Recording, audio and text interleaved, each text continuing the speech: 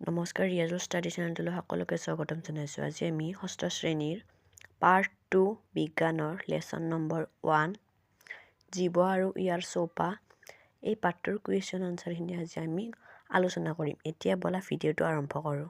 1 number দিছে যে আৱাসস্থলী কি? উত্তৰ, উদ্ভিদ আৰু জীৱই যি পৰিৱেশত বাস কৰে তাকেই সিহঁতৰ আৱাসস্থলী বোলে। 2 নম্বৰ, মৰুভূমিত জীয়াই থাকিবলৈ কেকটাছে কেনেকৈ অভিযোজন কৰে? উত্তৰ, কেকটাছৰ পাত নথকা বাবে প্ৰচ্ছেদন নহয়, কাণ্ডত সালোক সংশ্লেষণ ঘটে আৰু ই পানী জমা কৰি ৰাখে। কেকটাছৰ শিপাই পানী শোষণ কৰাৰ বাবে মাটিৰ বহু তললৈ যায়। এনেদৰে মৰুভূমিত জীয়াই থাকিবলৈ কেকটাছে অভিযোজন কৰে। 3 নম্বৰ, খালী ঠাই পূৰ কৰা। যিবিলাক বিশেষ ধৰণৰ লক্ষণৰ উপস্থিতিয়ে উদ্ভিদ বা প্ৰাণীক কোনো এটা আৱাসস্থলীত বাছি থাকিবলৈ উপযুক্ত কৰি তোলে তাক ডেছ বোলে। লিখিবা অভিযোজন বোলে। বি নম্বৰ, উদ্ভিদ আৰু প্ৰাণীৰ স্থলৰ আৱাসস্থলীক ডেছ আৱাসস্থলী বোলে। লিখিবা স্থলজ আৱাসস্থলী বোলে। চি নম্বৰ, পানীত বাস কৰা উদ্ভিদ আৰু প্ৰাণীৰ আৱাসস্থলীক ডেছ আৱাসস্থলী বোলে। লিখিবা জলজ আৱাসস্থলী বোলে।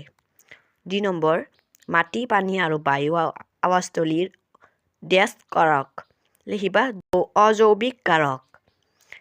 ই নম্বৰ, চৌপাশৰ পৰিৱৰ্তনৰ প্ৰতি সঁহাৰি জনোৱাটোক ডেছ বোলে। লিখিবা উদ্দীপক বোলে। 4 নম্বৰ, তলৰ তালিকাৰ কোনবিলাক জ্বৰ? উত্তৰ, নাঙল, চিলাই মেচিন, ৰেডিঅ' আৰু নাও। 5 নম্বৰ, জীৱৰ যিকোনো দুটা বৈশিষ্ট্য দেখুওৱা এবিধ জড় পদাৰ্থৰ নাম লিখা। উত্তৰ, জীৱৰ দুটা বৈশিষ্ট্য হ'ল 1 নম্বৰ, জীৱক খাদ্যৰ প্ৰয়োজন হয়। 2 নম্বৰ, জীৱই শ্বসন আৰু ৰেচন কাৰ্য কৰে। এবিধ জড় পদাৰ্থ মাটি। 6 নম্বৰ, তলৰ তালিকাৰ কোনবোৰ জড় পদাৰ্থ এটা সময়ত জীৱৰ অংশ আছিল? উত্তৰ লিখিবা মাখন, চামৰা, ঊণ, ৰন্ধন তেল, আপেল আৰু ৰবৰ।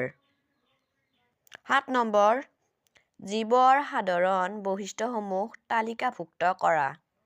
উত্তৰ, জীৱৰ সাধাৰণ বৈশিষ্ট্যসমূহ হৈছে বৃদ্ধি, চলন, প্ৰজনন, শ্বসন, প্ৰতিক্ৰিয়াশীল। 8 নম্বৰ, তৃণভূমিত বাস কৰা প্ৰাণীবিলাক বাচি থকাৰ কাৰণে গতি বৰ প্ৰয়োজনীয়। কিয়? ব্যাখ্যা কৰা। ইংগিত: তৃণভূমি আৱাসস্থলীত লুকাবলৈ কম সংখ্যক গছ-গছনি বা ঠাই আছে বোলে। উত্তৰ, তৃণভোজী প্ৰাণীসমূহে ঘাঁহ, বন খাই জীয়াই থাকে, যেনে হৰিণা আৰু জেব্ৰা। কিন্তু তৃণভোজী প্ৰাণীসমূহক চিকাৰ কৰি খোৱা মাংসভোজী প্ৰাণীসমূহ তৃণভূমিত বাস কৰা।